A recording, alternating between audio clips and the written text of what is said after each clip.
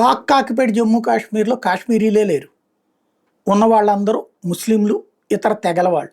అసలు అక్కడికి ముస్లింలు ఎలా ప్రవేశించారు? ఏం జరిగింది? దీనికి సంబంధించిన ఒక కథనం. ప్రస్తుతం కాశ్మీర్లో ముస్లింలు మెజార్టీగా ఉన్నారు. కానీ కాశ్మీర్లో ఒకప్పుడు హిందువుల జనాభా మాత్రం ఉండేదని తెలుసా? ఆ పాలకుడు కూడా హిందువే. ఇప్పుడు ప్రశ్న ఏంటంటే ముస్లింలు ఇక్కడికి ఎక్కడి నుంచి వచ్చారు? కాశ్మీర్ని పాలించినటువంటి మొదటి ముస్లిం పాలకుడు ఎవరు? ఈ ప్రశ్నలు సమాధానాలు తెచ్చుకోవడానికి మనం గతంలోని 700 పేజీలను తిరగేయాలి.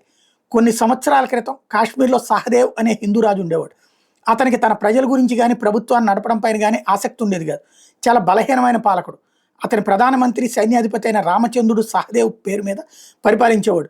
రామచంద్ర కుమార్తె చాలా అందమైన తెలివైంది. ఆమె పేరు కోట. ఈమె తండ్రికి పాలనా సహకారిగా ఉండేది. ప్రిన్స్ రించన్ కాశ్మీర్. ఒకరోజు టిబెటన్ యువరాజు రించన్ కాశ్మీర్కి వందలాది మంది సాయుధ సైనికులతో వచ్చాడు. తన తండ్రి అంతర్యుద్ధంలో చనిపోయాడని, తాను జోజిలా పాస్ నుండి తన ప్రాణాలు కాపాడుకుని ఇక్కడికి చేరుకున్నానని రామచంద్రకి చెప్పాడు. రించన్కి రామచంద్ర కాశ్మీర్లో ఆశ్రయం కల్పించాడు. హిందూ మెజార్టీ, కాశ్మీర్ ముస్లిం మెజార్టీగా మారిన కథ ఇక్కడే మొదలైంది. కాశ్మీర్ ప్రపంచవ్యాప్తంగా కుంకుమ తోటగా ప్రసిద్ధి చెందింది.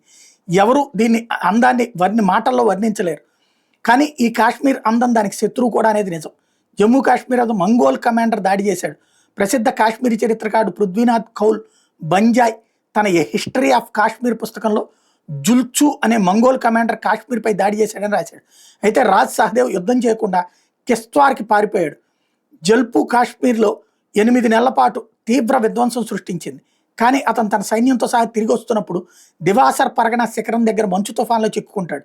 రించన్ రామచంద్ర హత్య జరిగింది. ఈ సంఘటన తర్వాత కాశ్మీర్ని సహదేవుడు ప్రధానమంత్రి అయిన రామచంద్రుడు నేరుగా పరిపాలించాడు.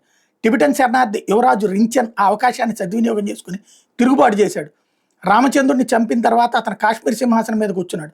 అతను రామచంద్ర కుమార్తె కోటాను వివాహం చేసుకుంటానని ప్రతిపాదించాడు. కానీ తన తండ్రి హంతకుని వివాహం చేసుకోవడానికి ఇష్టపడలేదు. చాలా ఒప్పించిన తర్వాత కోట చివరికి రించన్ రాణి కావడానికి అంగీకరించింది. రించన్ తనను తాను బౌద్ధలామాగా భావించుకున్నాడు. క్వీన్ కోట అతను హిందూగా మార్చాలని కోరుకుంది. అయితే అతను ఇస్లాం మతంలోకి మారాడు. ఆ విధంగా కాశ్మీర్కి మొదటి పాలకుడయ్యాడు. రించన్ సుల్తాన్ సదర్ ఉద్దీన్ అనే ఇస్లామిక్ పేరుని స్వీకరించి కాశ్మీర్ ముస్లింగా పరిపాలించడం ప్రారంభించాడు. రించన్ ఇస్లాం స్వీకరించిన తర్వాత కాశ్మీర్లో మత మార్పిడి అనే ఆట ప్రారంభమైంది. క్రమంగా అది పెరిగినాడు. కాశ్మీర్లో హిందువులు మైనార్టీలుగా మారిన పరిస్థితి ఏర్పడింది.